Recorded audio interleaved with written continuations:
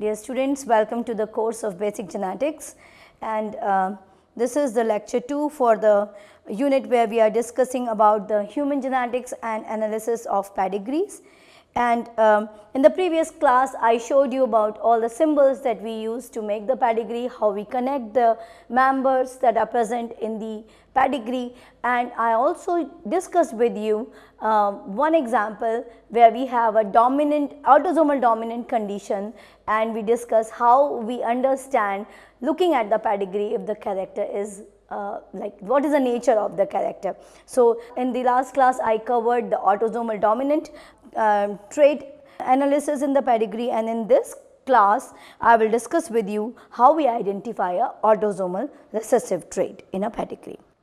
So what is a autosomal recessive? You are, as I discussed in the last class also, you are well aware of the word autosomal. Autosomes are the chromosomes that are present in male as well as female. They don't show any bias, right? They have equal numbers in male as well as female. And what is recessive?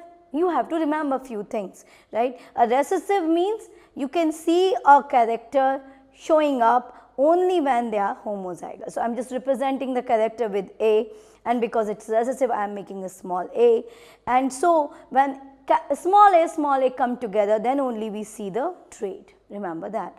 If it is in heterozygous condition, then we do not see the trait. These are the carriers, right. So this is caused by the mutation in the autosomal genes. Trait appears when both alleles are mutated. So key points for autosomal recessive pedigree. So remember, whenever we are analyzing the pedigree, if you remember the last time too, I have given you some conditions that are needed to remember to infer the pedigree patterns in a pattern of inheritance in a pedigree. So what are the specific points for understanding an autosomal recessive pedigree? So in case of autosomal recessive pedigree, it skips generation. Remember, I told you before that the dominant traits don't skip generation, recessive traits, what I am saying, they skip generation. Again, remember, I am putting a star over here. When a question comes to you, don't just go very rigidly with this concept that if it is skipping, then you just simply infer that okay, it's skipping, it's recessive, it's not skipping, it's dominant. No, just still look at the pedigree. This is one of the conditions, right? This is not the sole condition, and there are places where you will see the exceptions as well. So yes, it is important to see if it is skipping or not skipping, but just by looking at this one parameter, you can't conclude, right? So just be very careful, because this is the mistake that I have seen students do many times, that they very quickly infer by just looking at the pedigree, and if it is skipping, they just come to the answer very, very fast. And the same way the recessive dominant disorder, autosomal dominant, as I showed, the autosomal recessive also show equal frequency in both sexes. So you will not see any bias in male or female when you are studying the autosomal recessive trait in the pedigree. The traits are more common in inbreed or related populations. As I said, that when the brother, sister or cousin marriages take place in the family, then you would start seeing the recessive traits more often, because that is the condition which allows the homozygosity, right? The brother-sister mating, the F1 self-crossing, right? So in that condition, when they are already having a similar genetic content, and if you are crossing them, then their offsprings have more chances to become homozygous for many different locus. And if any locus is causing a disease, if it is a mutant allele, then there are higher chances to show that disease. So in this case, you will see that both the parents must be carrier. Remember, if it is a autosomal recessive, right, it is not possible that you have AA and AA, and if they marry and they have kids, you start seeing the offsprings which have disease. No, because this parent is not contributing a disease allele. So you may have carrier here, carrier of the disorder, but you don't really see a you don't really see the disease. So, to have the disease, both the parents should be carrier, right. When they are carrier, then only you have this small a coming together, one from one parent, another from another. I hope you understand. So, this is also very important.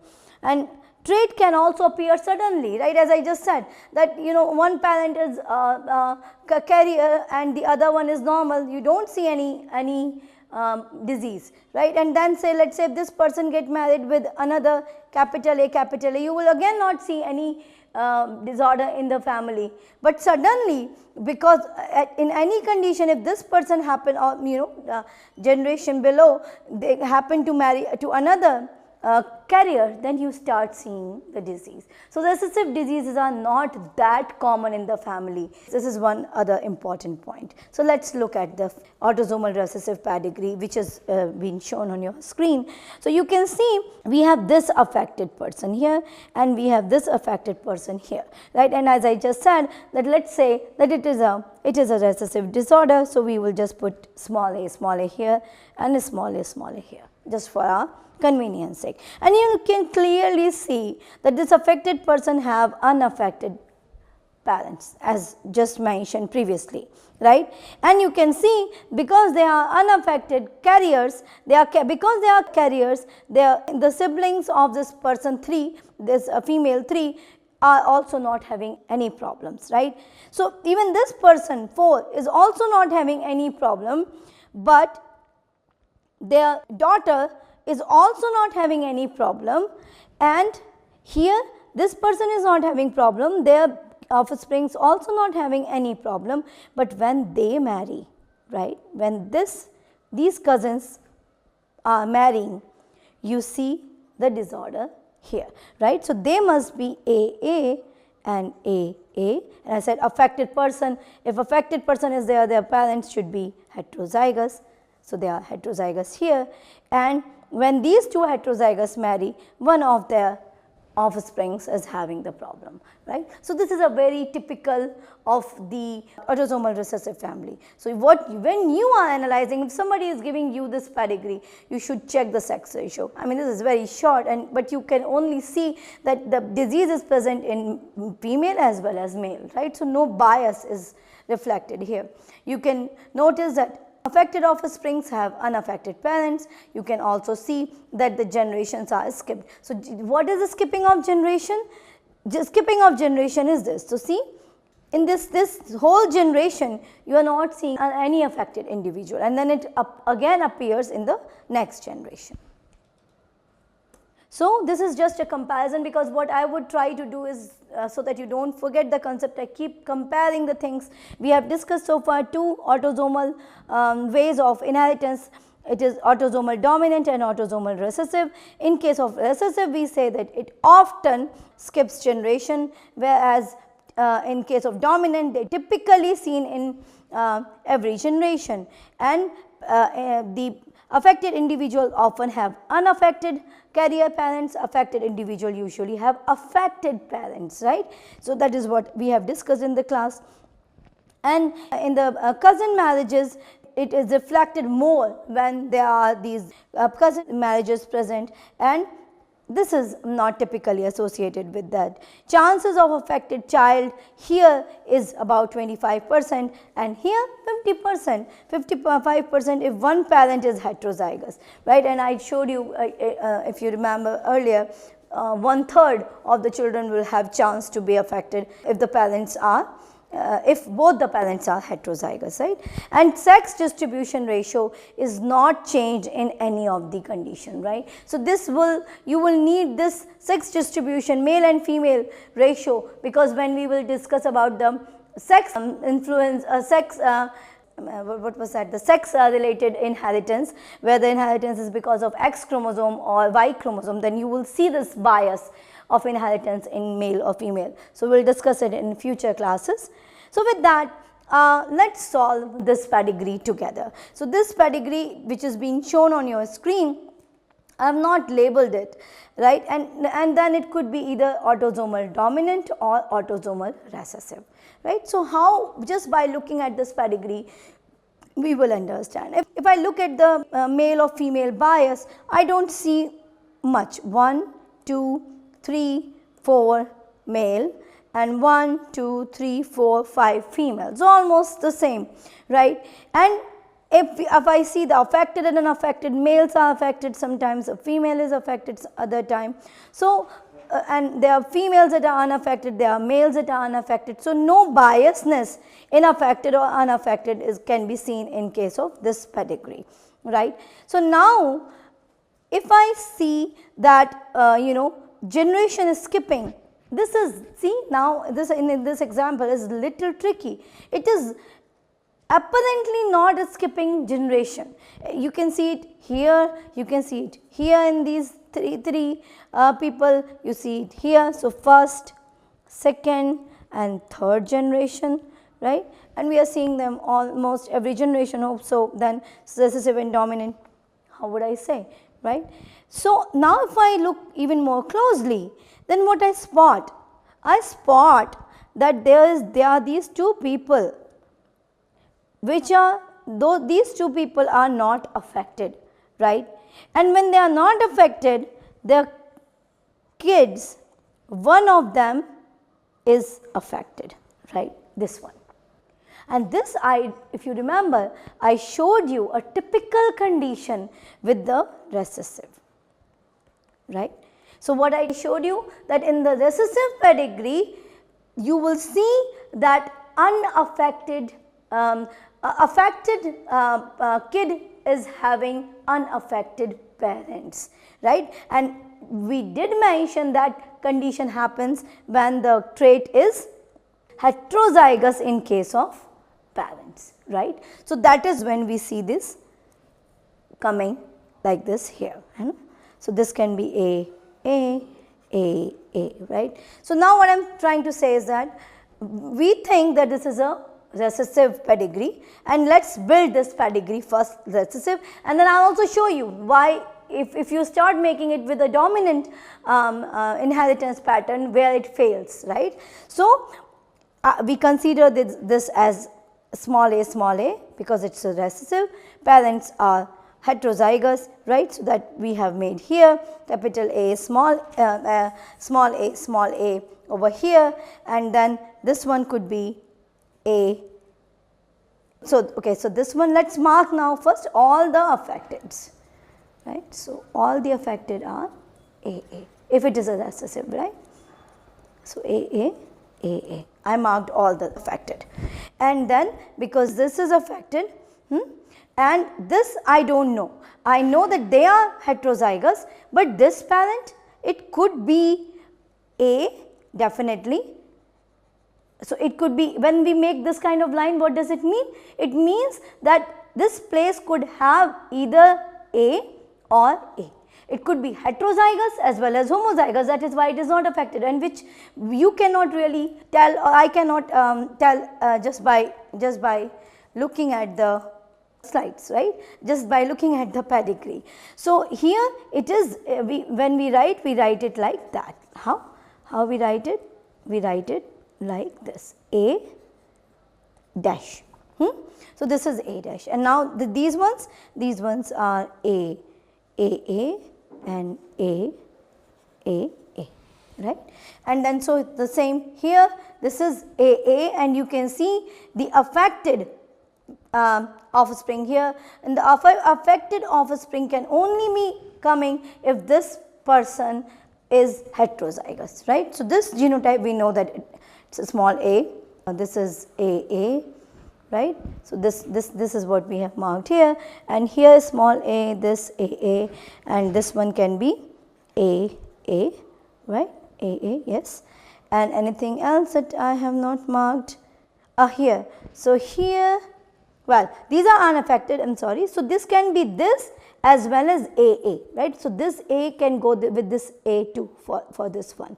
So, these both of them, they are the same thing. So, they could be AA or AA. So, we can write it like this, or now I am just correcting, and we can also mark it like A dash, right. So that is how we understand, and now every genotype is very clear in this pedigree. It clearly shows that it is a autosomal recessive pedigree. Now as I just said, why not, let us say you are not convinced with my explanation and you think that no, it is a autosomal dominant. So let us just make it. Let us just make this pedigree as autosomal dominant and see where we are failing, right. Right. So one thing I already said that, you know, I already told you that it's going to fail here. But let us say if you have not looked at it and you just started thinking that these are the autosomal dominant way of transmitting the disease. I am just making heterozygous. We can just also say A dash, just to say that the other allele may be dominant, also be dominant or recessive, but for now, just for simplicity, just say AA, right. So they all are having, all the affecteds are having a dominant, right. I am just making it from a dominant point of view. So if this is a dominant thing and if this is affected, then here I should also have a A, which I don't, right. This person is not showing any disease symptoms. So it should be small, both A's should be small here. And same is true for that, because for dominant, parents should be affected, right. And if they are recessive, then you cannot have a dominant disorder here. So this is where when you start making this from a dominant point of view and you start assigning the genotypes to these individuals here, then you clearly see that there is a problem, right. So just remember that, and you whenever you will be making pedigrees, you have to make it both the ways, and you know, once you do more practice, you will understand, you know, how to make it better. So this is recessive. Now let us look at one more pedigree and let us look at it what this pedigree says, right. So here we have affected parents, we have affected kids here, right. We have unaffected kid, and unaffected kid is also with when marrying, right. There are two families, one family, one is this and another is this one, right. And well, I would say 1 and 2 rather, saying first and second. This is first generation, second generation and third generation showing here. So they affected parents have affected kid, that is where we were, and this unaffected kid when marries to an unaffected female, they are also unaffected, right. So this kind of pedigree is clearly showing a dominant way, right, because if this is the kids are not affected, you are not having this disease in the family, and this can only happening when they are recessive and when the affected ones are having a dominant allele, right. And again, don't mind, maybe I just can probably rather saying it AA, I can also write A dash, A dash, A dash, A dash, A dash and A dash, right. So this is how we assign the genotypes to individual in the pedigree, and this is the way we try to solve the pedigree, right. So I have given you example where one pedigree was recessive and another was dominant.